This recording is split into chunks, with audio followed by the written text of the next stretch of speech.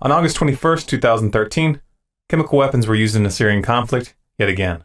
Western powers, the US and France in particular, didn't hesitate for a moment to take advantage of the tragedy, decrying it as a crime against humanity and using it as a springboard to announce their preparations for military strikes against the Syrian government.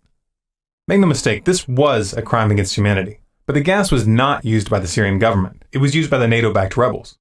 In this video, we're going to show you definitive evidence to support this claim, and we're going to explain the US and NATO's motive for committing such an atrocity. The leaked documents that we're going to be presenting are available for you to download yourself. You'll find a link in the description to that download, and you'll also find links to the mainstream articles we use in our research. Now, in order to really understand this event, we need to look at it in context. The United States has had Syria and Iran in their crosshairs for a long time. The plans for these wars have been in the works for over a decade. About 10 days after 9/11, I went through the Pentagon and I saw Secretary Rumsfeld and Deputy Secretary Wolfowitz. I went downstairs just to say hello to some of the people on the joint staff who used to work for me, and one of the generals called me in. He said, "Sir, you got to come in. You got to come in and talk to me a second." I said, "Well, you're too busy." He said, "No." He says, "We've made the decision. We're going to war with Iraq." This was on or about the 20th of September. I said, "We're going to war with Iraq. Why?" He said, "I don't know." He said, "I guess they don't know what else to do." So I said, "Well, did they find some information connecting Saddam to al-Qaeda?" He said, No. He says, "There's nothing new that way. They've just made the decision to go to war with Iraq." He said, "I guess it's like we don't know what to do about terrorists, but we've got a good military and we can take down governments." And he said, "I guess if the only tool you have is a hammer, every problem has to look like a nail." So I came back to see him a few weeks later, and by that time we were bombing in Afghanistan. I said, "Are we still going to war with Iraq?" And he said, "Oh, it's worse than that." He said, he reached over on his desk, he picked up a piece of paper, and he said, I just got this down from upstairs," meaning the Secretary of Defense's office today, and he said, "This is a memo that describes how we're going to take out 7 countries in 5 years, starting with Iraq and then Syria, Lebanon, Libya, Somalia, Sudan, and finishing off Iran." The US government doesn't like to present its wars as empire building. They prefer to paint themselves as defenders of democracy and human rights. To accomplish this little public relations sleight of hand, they've proven time and time again that they're willing to flat out make stuff up, and they're willing to kill thousands of people to advance their political objectives. We saw a blatant example of this in the Iraq War, where they tried accusing Saddam of still harboring the chemical weapons that the US had provided him in his war against Iran. Even back in the 80s, the US was trying to take out the Iranians. They didn't like the fact that their puppet, the Shah, had been ousted in 1979. And as Wesley Clark pointed out, the end game is still Iran.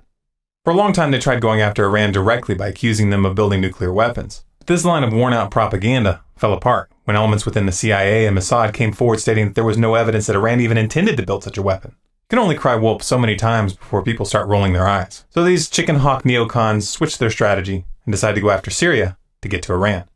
They know that Syria and Iran have a mutual defense agreement, and if NATO forces enter Syria, Iran will be drawn into the fight. Rather than attacking Syria directly, the US and NATO have been running a proxy war by arming and funding the Syrian rebels, also known as the FSA, funneling these resources through their allies in the region. To obscure the source of this support, Qatar has been used to purchase the weapons from countries like Sudan, then route them to Syria via Turkey. Qatar is a close military ally of the US. They provided tank support in the Gulf War of '91, and Qatar served as a U.S. Central Command headquarters during the U.S. invasion of Iraq in 2003. Fast forward to January of 2013 when it was revealed that emails and a large quantity of sensitive documents from Brenham Defense, a UK-based military contractor, were leaked by a hacker. These documents exposed a proposal coming from Qatar to launch false flag chemical weapons attacks in Syria and blame it on the Syrian government.